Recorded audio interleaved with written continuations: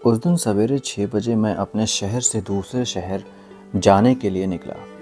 मैं railway station पर पहुंचा, पर देरी से पहुंचने के कारण मेरी ट्रेन निकल चुकी थी।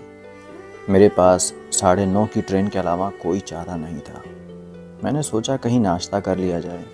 बहुत ज़ोर की भूख लगी थी। मैं होटल की ओर जा रहा था। अचानक रास्ते में मेरी नज़र फुटपाथ पर बैठे 2 बच्चों पर पड़ी। दोनों लगभग 10-12 साल के रहे होंगे। बच्चों की हालत बहुत ख़राब हो चुकी थी। कमज़ोरी के कारण अस्थि पंजर साफ दिखाई दे रहे थे। बेभूखे लग रहे थे। छोटा बच्चा बड़े को खाने के बारे में कह रहा था। बड़ा उसे चुप कराने की कोशिश कर रहा था। मैं अचानक रुक गया। दौड़ती भागती जिंदगी में जैसे ठहर सा गया। जीवन को देख मेरा मन भर आया। सोचा इन्हें कुछ पैसे दे दिए जाएं। मैं उन्हें 10 रुपए देकर आगे बढ़ गया। तुरंत मेरे मन में एक विचार आया, कितना कंजूस हूँ मैं। 10 रुपए में क्या मिलेगा? चाय तक ढंग से नहीं मिलेगी। स्वयं पर शर्म आ गई। फिर वापस लौटा। मैंने बच्चों से कहा, कुछ खाओगे? बच्चे थोड़े असमंजस में पड़ गए। मैंने कहा, बेटा मैं नाश्ता करने जा रहा हूँ, तुम भी कर लो।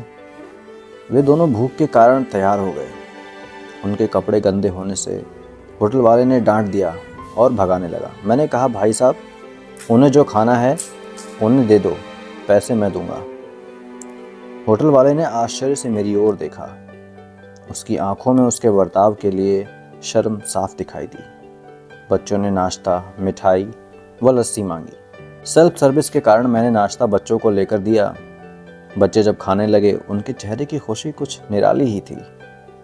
मैंने बच्चों को कहा, बेटा अब जो मैंने तुम्हें पैसे दिए हैं उसमें 1 रुपए का शैम्पू लेकर हैंडपंप के पास नहा लेना और फिर दोपहर शाम का खाना पास के मंदिर में चलने वाले लंगर में से खा लेना।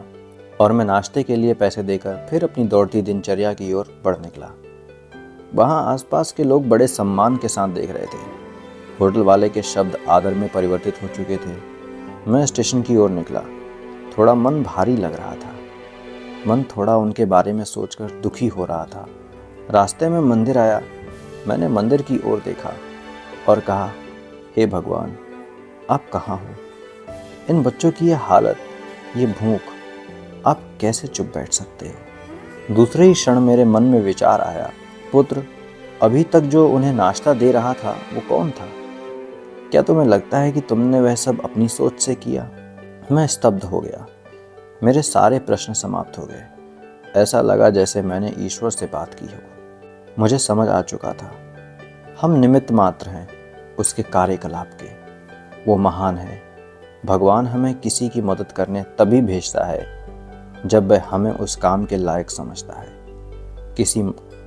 किसी मदद को मना करना वैसा ही है जैसे भगवान के काम को मना करना। अतः आपको कोई भूखा या लाचार मिले या आपसे कुछ खाने के लिए मांगे तो आप अपनी सामर्थ्य अनुसार मदद ज़रूर करें, क्योंकि स्वयं भगवान ने आपको इस काम के लिए चुना है। चलिए आज की सुहानी सुबह का शुभारंभ करें कुछ इसी संकल्प के साथ कि भले ही हम भिक्षावृत्ति को बढ़ावा ना दें, लेकिन अशक्त, लाचार और भूखे की मदद हम ज़रूर करें। ईश्वर से प्रार्थना है कि हमें सद्बुद्धि प्रदान करे और इस लायक बनाए।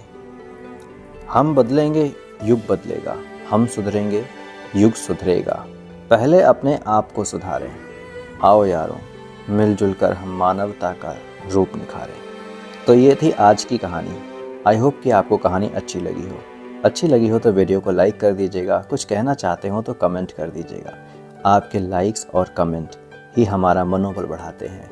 मुलाकात होगी अगली वीडियो में। अद्भुत चैनल आप सबके मंगलमय होने की कामना करता है। धन्यवाद।